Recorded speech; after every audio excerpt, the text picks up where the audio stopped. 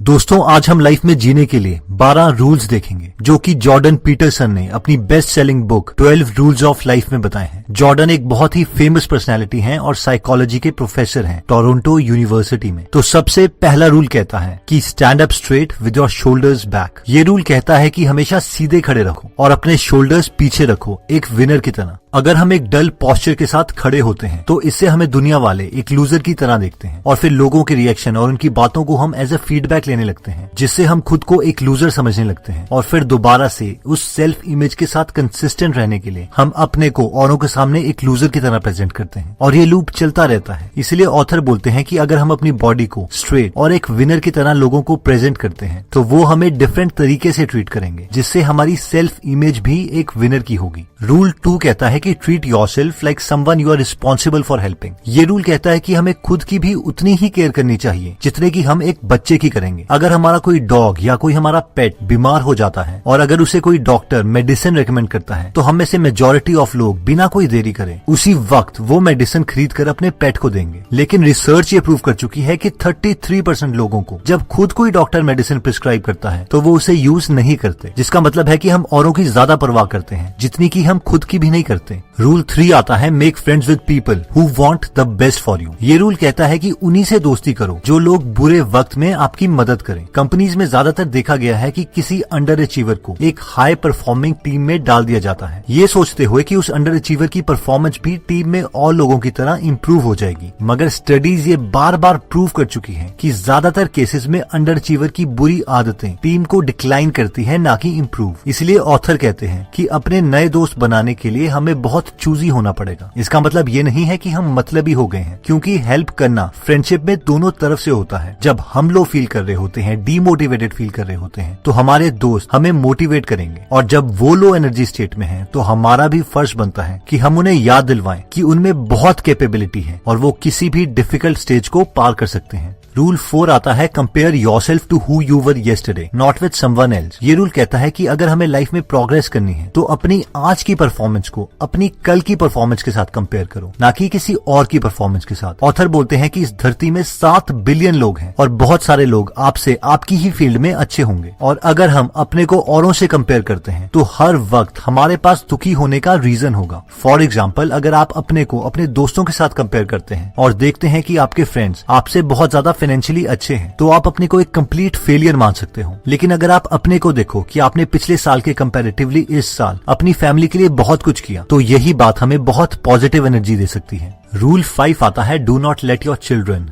Do anything that makes you dislike them. ये rule कहता है कि एक बच्चे को एक रिस्पॉन्सिबल सिटीजन बनाना पेरेंट्स की रिस्पॉन्सिबिलिटी है। स्टडीज ये प्रूव कर चुकी है कि कई बच्चे बचपन से ही एग्रेसिव, गुस्से वाले होते हैं। इसलिए पेरेंट्स को चाहिए कि ऐसे बच्चों को एक अच्छा सिटीजन बनाने के लिए खुद एफर्ट करें, ना कि सोसाइटी पर छोड़ दें। एफर्ट्स जैसे कि बच्चे को क्लियर करें कि गलत करने पे उसे क्या पनिशमेंट मिलेगी, और पनिशमेंट क्राइम के अकॉर्डिंग होनी चाहिए। साथ में पेरेंट्स को अपने बच्चे को घर के रूल्स क्लियरली बताने चाहिए और रूल्स की क्वांटिटी कम रखें ताकि बच्चे कंफ्यूज ना हो। रूल 6 आता है set your house in perfect order before you criticize the world. यार, कोहली ने ना ये शॉट ठीक से नहीं मारा, AR रहमान ने बीट मिस कर दी। ऐसे बहुत से लोग हैं जो औरों को फ्री में एडवाइस देना पसंद करते हैं, बेशक उन्हें खुद उस फील्ड के बारे में कुछ भी ना पता हो। और जब उनसे खुद कोई पूछता है कि आपने अपनी लाइफ में कुछ क्यों नहीं अचीव किया, तो उनका आंसर हमेशा यही होता है, यार दुनिया में इतनी मुश्किलें हैं ना, बस दूसरों को आसान लगती है, खुद करो तो पता चलता है। और एग्जैक्टली ये रूल भी यही कहना चाहता है कि जब तक हम खुद की लाइफ को ऑर्डर में ना ले आए तब तक फ्री में औरों को एडवाइस नहीं देनी चाहिए। हो सकता है आपके एरिया में भूकंप आया हो, लेकिन अगर आपको पहले से ही पता था कि इस एरिया में भूकंप आ सकता है और फिर भी आपने कुछ नहीं किया, तो ये आपकी गलती है, ना कि भगवान की।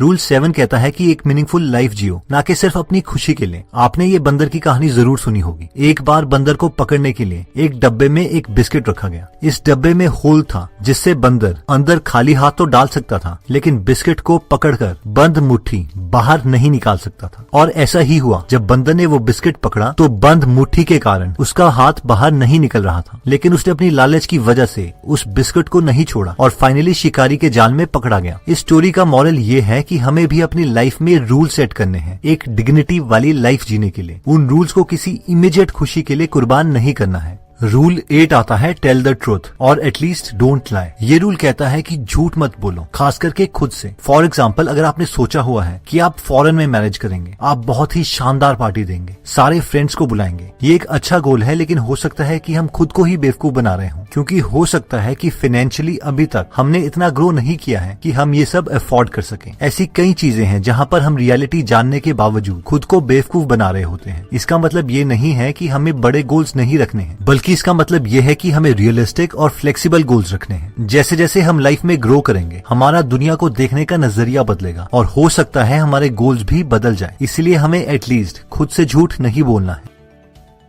रूल 9 आता है assume that the person you are listening to might know something you don't. ये रूल कहता है कि जब भी हम किसी से बात करते हैं तो हमारा मेन मोटिव होना चाहिए कि हम उनसे कुछ ऐसा सीखें जो हमें पहले मालूम नहीं था। किसी भी कॉन्वर्सेशन का मेन गोल ये होता है कि दो लोग अपने इंडिविजुअल आइडियाज से एक ऐसा आइडिया बनाए जो उन दोनों आइडिया से बेटर हो। लेकिन आजकल के टाइम में लोग अपनी बातों को और अपने दुख को दूसरे को बताना ज्यादा प्रेफर करते हैं एज कम्पेयर टू दूसरों की बातें सुनने से। कई बार हमें दूसरों के आइडिया सुनने से दुख हो सकता है, क्योंकि हमारे आइडियाज जिन पर हम बचपन से यकीन कर रहे थे, हो सकता है वो गलत निकले। लेकिन ये एक प्राइस है जो हमें पे करना ही पड़ेगा अगर हमने इम्प्रूव और ग्रो करना है। रूल 10 आता है be precise in your speech. Life बहुत कॉम्प्लेक्स है और इसे समझने के लिए मेजॉरिटी ऑफ ह्यूमंस सिर्फ उतने पार्ट को ही सीखते हैं जो उनकी लाइफ के लिए इम्पोर्टेंट है। अब ऑब्वियसली हम दुनिया के सारे कॉन्सेप्ट्स तो नहीं सीख सकते, लेकिन ऑथर बोलते हैं कि हमें चीजों को अपनी जरूरत से ज्यादा सीखना चाहिए और उसके लिए क्लियर लैंग्वेज यूज करनी चाहिए। फॉर एग्जाम्पल, अगर हम बीमार हैं तो हमें डॉक्टर को बहुत क्लियर डेटा देना पड़ेगा कि हमारे साथ क्या हुआ है, कि क्या पहले हमारा पेट दर्द कर रहा था या फिर हमें फीवर था, क्या हमारा पेट दर्द कुछ specific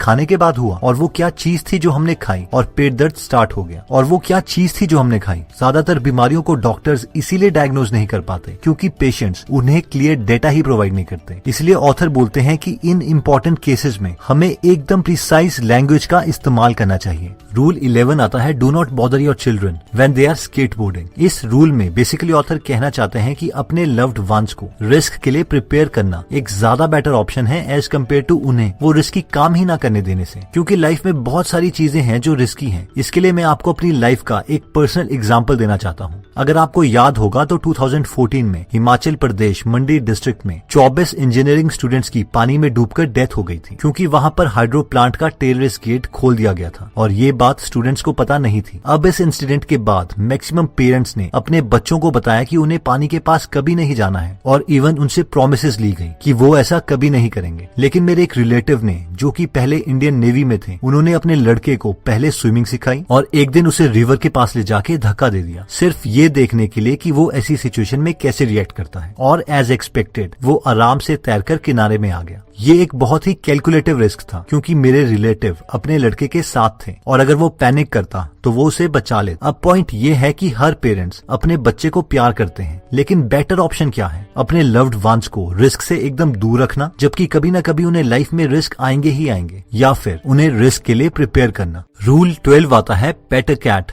When you encounter one on the street। Author बोलते हैं कि लाइफ हार्ड है और हमें लाइफ में ना चाहते हुए भी दुख मिल सकते हैं, इसलिए बहुत इंपॉर्टेंट है कि हम लाइफ में छोटी खुशियों को भी दिल खोलकर सेलिब्रेट करें। ऑथर की एक बेटी है जिन्हें 6 साल की उम्र में ही अर्थराइटिस था। उन्हें बहुत बार पेन होती थी, जिसके लिए उन्हें इंजेक्शन दिए जाते और इवन बहुत बार उनकी सर्जरीज भी हुई है। अगर हम में से किसी की ऐसी बेटी होती तो हमें लगता कि हमारी लाइफ कितनी बुरी है, लेकिन ऑथर अपनी डॉटर के साथ हर छोटी खुशी भी सेलिब्रेट करते थे और उन्हें कुछ सालों के बाद एक ऐसा फिजियोथेरेपिस्ट भी मिला जिससे ऑथर की बेटी की पेन बहुत कम हो गई और ऑथर ने इसे भी और खुशियों की तरह सेलिब्रेट किया। अब लाइफ में प्रॉब्लम्स तो आनी ही है, बस लाइफ को एक एडवेंचर की तरह लें और रास्ते में हर छोटी खुशी को सेलिब्रेट करते रहें। तो दोस्तों, इस वीडियो में हमने 12 रूल्स देखे, जिसमें सबसे पहला रूल कहता है कि अपने बॉडी पोस्चर को स्ट्रेट रखें ताकि इससे हमारा कॉन्फिडेंस बढ़े। सेकेंड रूल कहता है कि हमें औरों की केयर के साथ साथ खुद की भी केयर रखनी चाहिए। थर्ड रूल कहता है कि फ्रेंड्स उन्हीं को बनाएं जो बुरे वक्त में आपका साथ दें और आप भी अपने फ्रेंड्स को उन्हें उनके मुश्किल टाइम में हेल्प करें। फोर्थ रूल कहता है कि खुद की परफॉर्मेंस को हमेशा पिछले दिन की परफॉर्मेंस से कंपेयर करें, क्योंकि यही गोल्डन रूल है प्रोग्रेस का और ग्रोथ का। फिफ्थ रूल कहता है कि अपने बच्चों को या लव्ड वंस को को इम्प्रूव करने की जिम्मेदारी आपकी है, ना कि किसी और की।